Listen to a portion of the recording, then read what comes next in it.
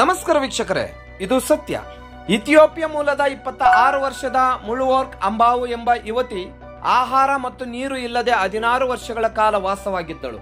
ಅವಳು 10 ವರ್ಷದವಳಾಗಿದ್ದಾಗ ಒಮ್ಮೆ ಲೆಂಟ್ನಲ್ಲಿ ಸೇವಿಸಿದ ಕೊನೆಯ ಆಹಾರವನ್ನು ಬಿಟ್ಟರೆ ಅಂದಿನಿಂದ ಹಸಿವಾಗಲಿ ಬಾಯಾರಿಕೆಯಾಗಲಿ ಆಗಲಿಲ್ಲ. ಏಕೆ ಊಟ ಮಾಡುತ್ತಿಲ್ಲ ಎಂದು ಕೇಳಿದಾಗ ತನಗೆ ಹಸಿವಾಗುತ್ತಿಲ್ಲ ಎಂದು ಮಹಿಳೆ ಉತ್ತರಿಸಿದಳು.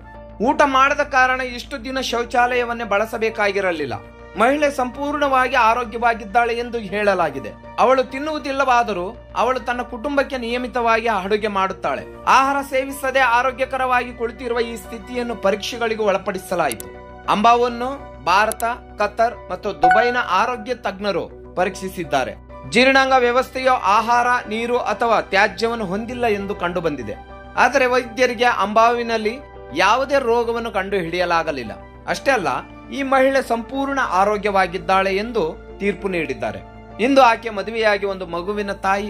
ಅವಳು ಆಹಾರ ಮತ್ತು ನೀರಿಲ್ಲದೆ ಆರೋಗ್ಯವಾಗಿದ್ದರೂ ಗರ್ಭಾವಸ್ಥೆಯಲ್ಲಿ ಅವಳು ಸ್ವಲ್ಪ ಅಸ್ವಸ್ಥತೆಯನ್ನು ಅನುಭವಿಸಿದಳು. ಈ ಸಮಯದಲ್ಲಿ ದೇಹವು ತನ್ನ ನೈಸರ್ಗಿಕ ಶಕ್ತಿಯನ್ನು ಕಳೆದುಕೊಳ್ಳದಂತೆ ಗ್ಲೂಕೋಸ್ ಅನ್ನು ಲೋಡ್ ಮಾಡಬೇಕಾಗಿತ್ತು. ಅಂಬಾವು ಎದುರಿಸಿದ ಮತ್ತೊಂದು ಸಮಸ್ಯೆ ಎಂದರೆ ಮಗು ಜನಿಸಿದ ನಂತರ ಹಾಲು ಉಣಿಸಲು ಸಾಧ್ಯವಾಗದಿರುವುದು. ದೇಹವು ಎದೆ ಹಾಲು ಉತ್ಪಾದಿಸದ ಕಾರಣ ಮಗುವಿಗೆ ಪರ್ಯಾಯ ಮಾರ್ಗಗಳನ್ನು ಹುಡುಕಲಾಯಿತು.